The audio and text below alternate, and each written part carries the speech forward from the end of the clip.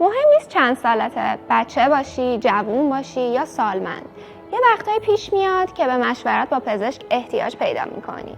مثلا یه بچه که تب کرده و مامانش نگرانشه، یا یه جوون که دچار معده درد شده، یا حتی یک سالمند که فشار خونش بالا رفته. ولی خب همیشه که نمیشه راحت رفت مطب یا بیمارستان. گاهی نصف شبه یا فقط یه سرماخوردگی ساده است، ولی میخوای مطمئن بشی باید چی کار کنی.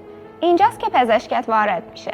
هر ساعتی از شبانه روز میتونی آنلاین با پزشک صحبت کنی. فرقی هم نداره چند سالته یا کجای دنیا هستی. برای بچه‌ها از تب و سرماخوردگی تا مشکلات رشد، برای بزرگترها مشکلات گوارشی، پوستی، قلبی و کلی مسائل دیگه. برای سالمندان کنترل فشار خون، دیابت و یا هر سوال پزشکی.